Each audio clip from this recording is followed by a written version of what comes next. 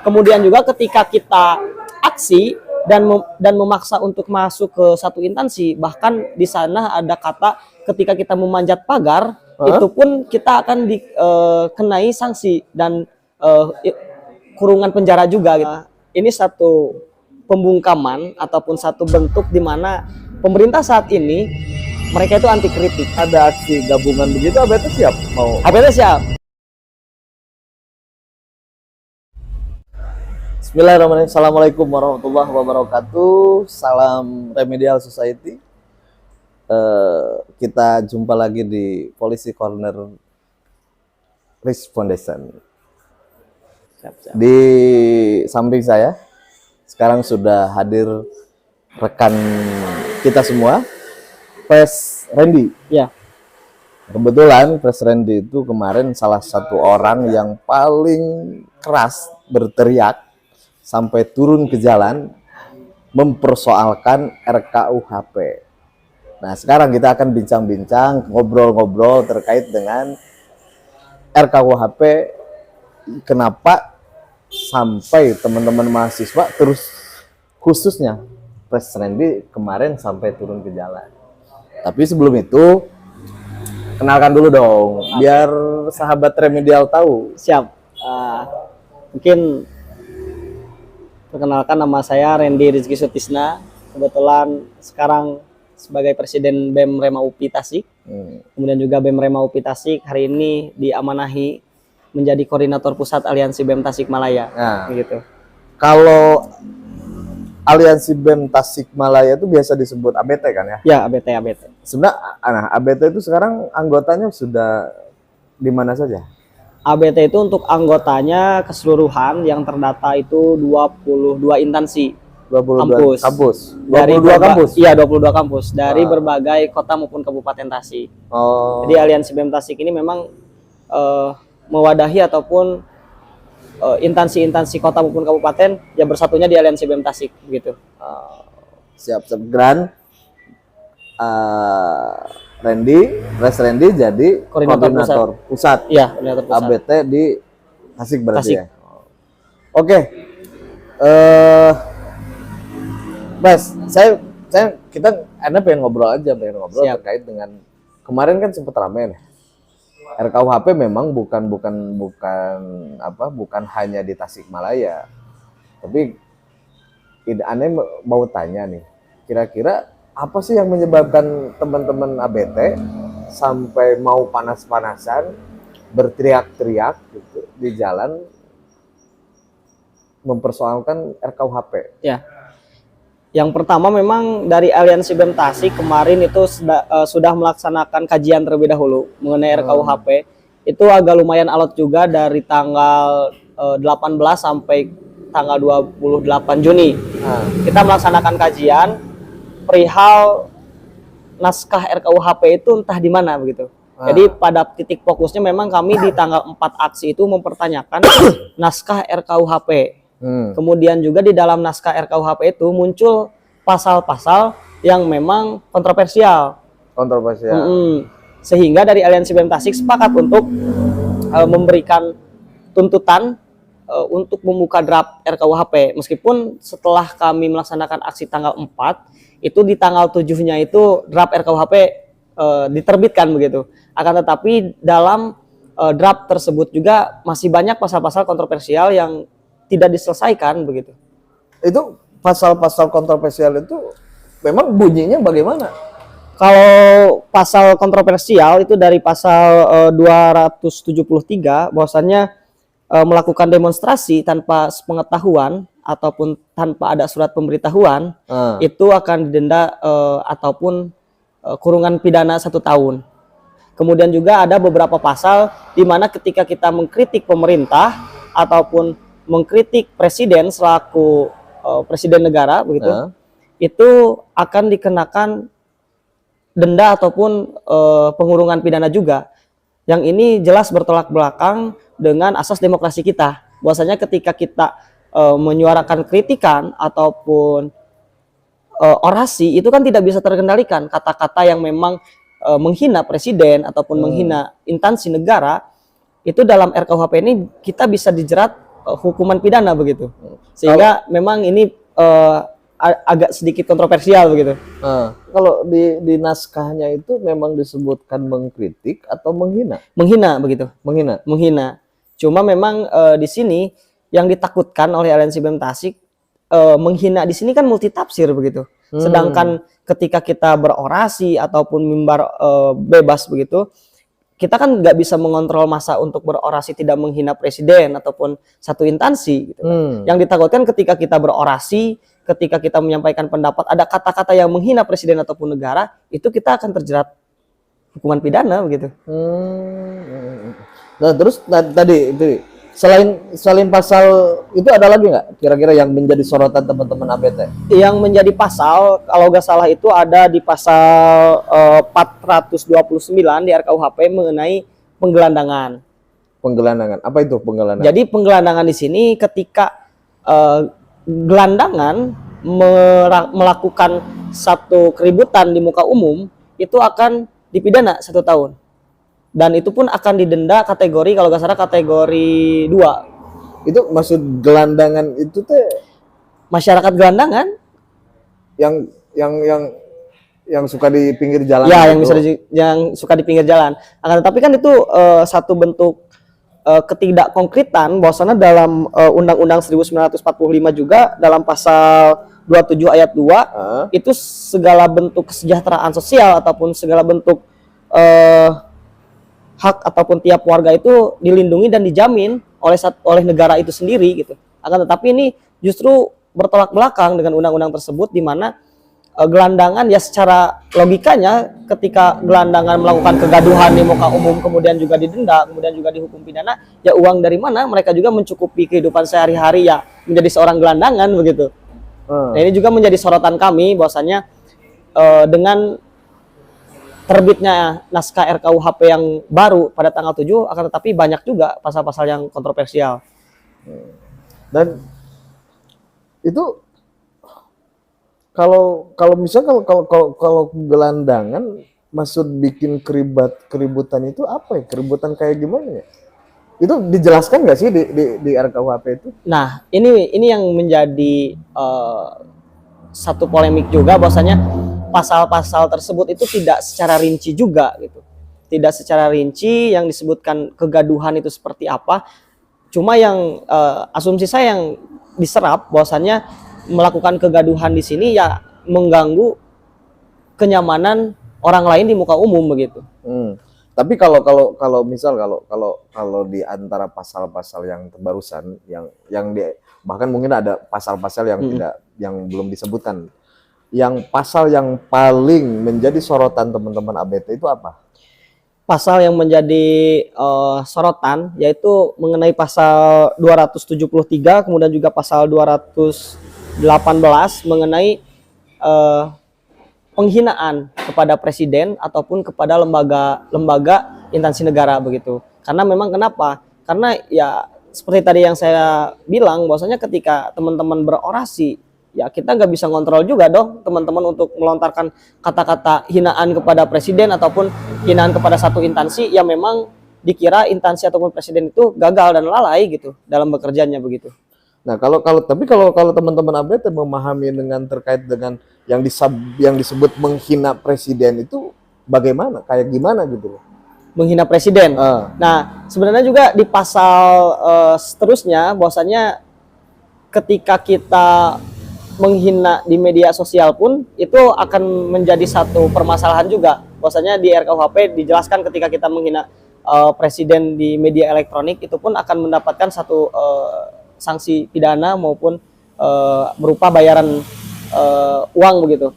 Cuma yang menjadi sorotan tuh maksud dari hinaan presiden itu kita menilai bahwasannya presiden ataupun wakil presiden ataupun satu instansi lembaga itu dalam segi melaksanakan tugasnya itu ada beberapa tugas yang memang tidak mewakilkan atau tidak melibatkan masyarakat di dalamnya, sehingga kan ketika kita aksi mengenai keresahan masyarakat di sana ya secara tidak langsung kita pun meluapkan aspirasi, meluapkan emosi ketika berorasi gitu kan.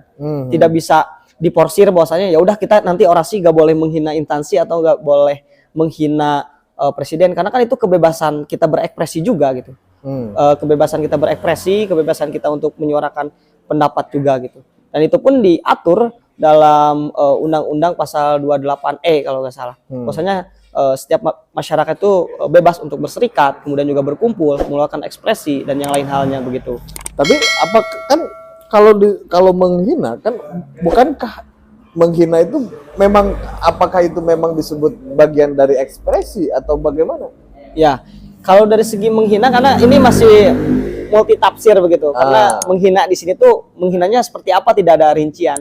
Nah, yang ditakutkan memang ketika kata menghina ini, ketika kita melontarkan ataupun mengkritik presiden di media sosial mengenai kinerja Jokowi ataupun Jokowi gagal ataupun DPRD bukan Dewan Perwakilan Rakyat tapi Dewan Perwakilan Partai begitu.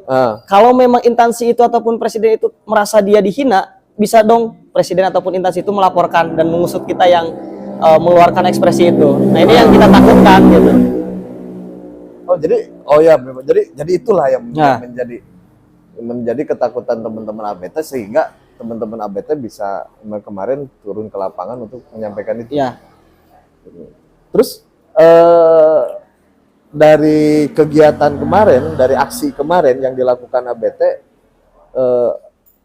apa yang maksudnya kegiatannya tuh menyampaikannya kemana kemarin tuh? Oke, untuk menyampaikan karena dari Aliansi BEM Tasik setiap aksi itu hasil dari kesepakatan konsolidasi, konsolidasi Teklab maupun konsolidasi mengenai kajian isunya. Nah, kemarin bahwasanya kita sepakat untuk menyampaikan aspirasi kita ke DPRD Kota Tasikmalaya. Setelah kita melaksanakan orasi di sana hampir 2 jam lebih, kita pernyataan rilis di media, kemudian juga kita memberikan satu bentuk ketidakpercayaan Aliansi BEM Tasikmalaya kepada pemerintahan saat ini dengan kita berangkat ke Tugu Asmaul Husna dan kita memblokade jalan, dan di sana juga tidak hanya memblokade jalan, kita memberikan selembaran kertas kepada masyarakat yang ada di Tugu Asmaul Husna itu mengenai hasil kajian kami, kemudian juga dilanjut dengan mimbar orasi dari tiap-tiap instansi yang ada. Terus apa yang jawaban dari legislatifnya kemarin yang didatangi? Gimana? Yang disayangkan memang dari legislatif sendiri kemarin ketika kita ingin berusaha masuk ke dalam gerbang pun agak sedikit gesekan lah begitu dengan aparatur kepolisian ataupun dan yang lainnya. Kemudian juga ketika kita ingin masuk ke gedung DPRD untuk melaksanakan rilis di sana, akan tetapi kita juga dihalangi dengan alasan memang gedungnya dikunci begitu, sehingga kami pun ada sedikit juga gesekan mau menuju ke gedung. Kemudian juga selepas itu kita menyatakan bahwasanya kita sangat kecewa dengan DPRD Kota Tasikmalaya ataupun jajarannya ketika kami ingin masuk, kami dihadang oleh polisi sehingga bentuk ketidakpercayaan kami yaitu kami memblokade jalan Tugu Asmaul Husna begitu.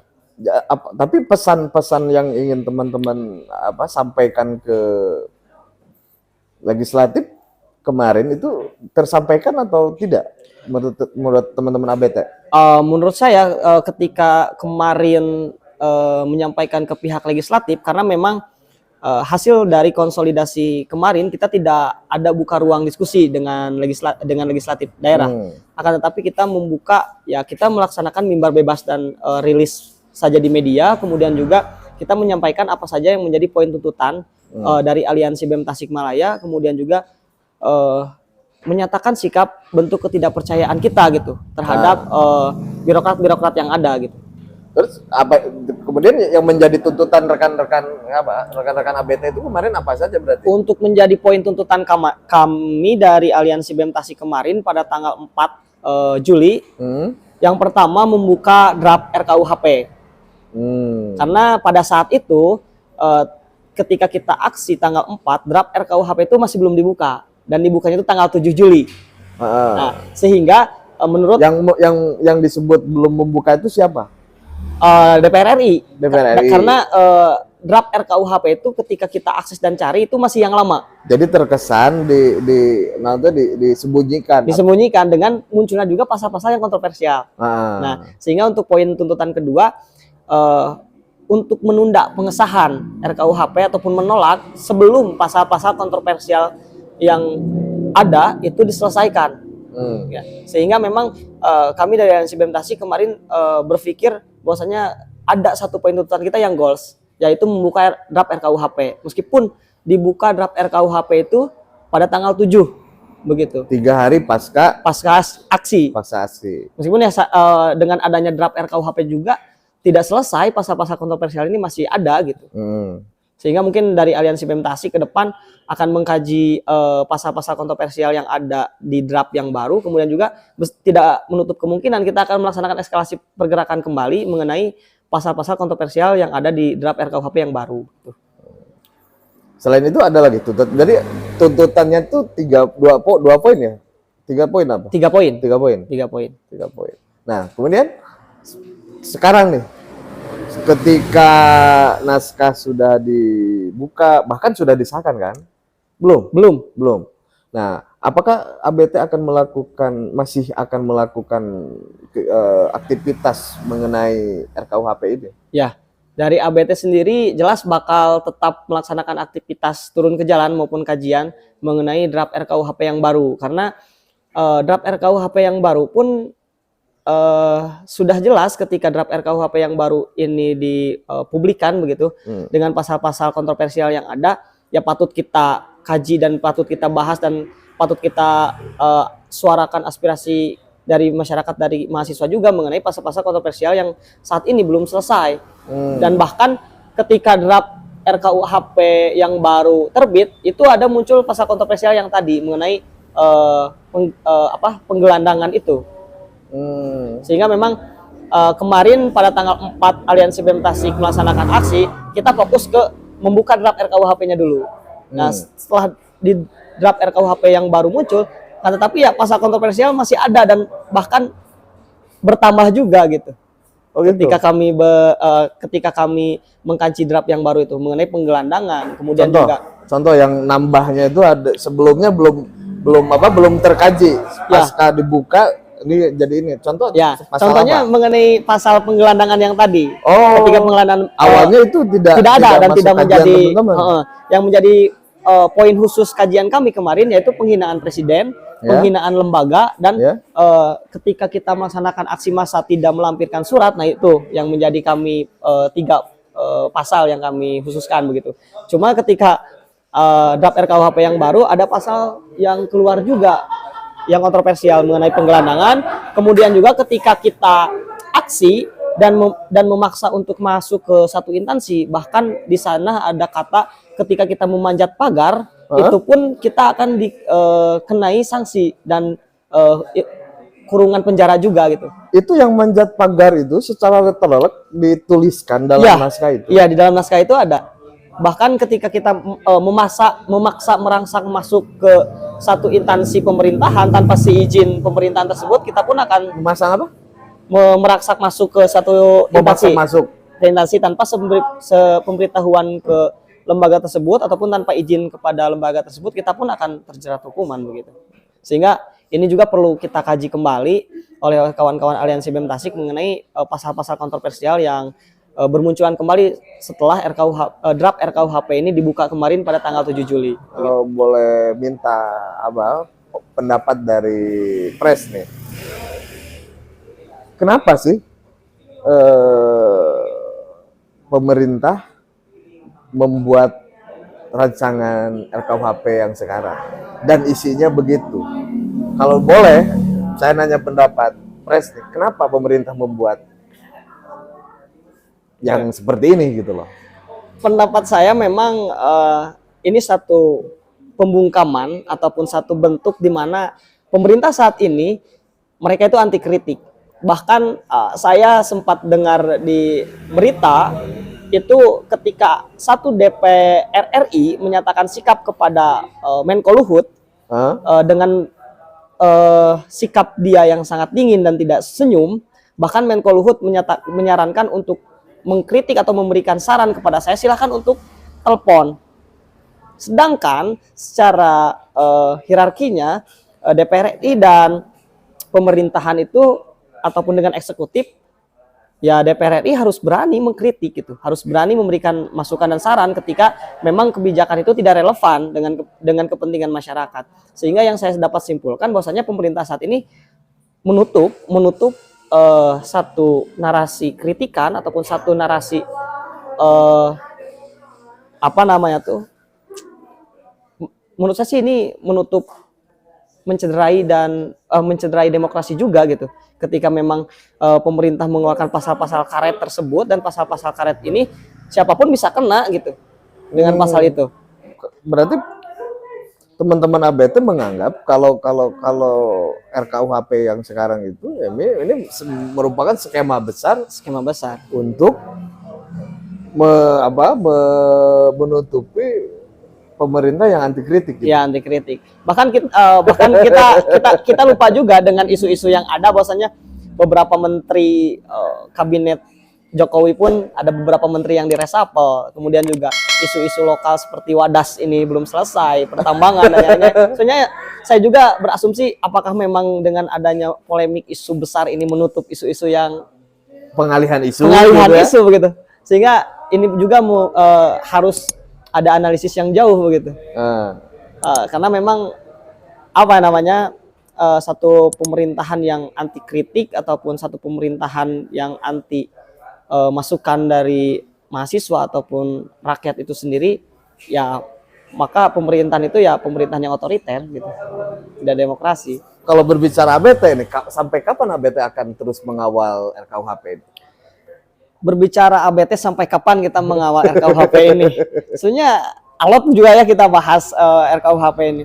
Ya sampai RKUHP pasal-pasal kontroversial yang ada di RKUHP ini ya diperbaiki ataupun dihapuskan. Kalau perlu dihapuskan memang.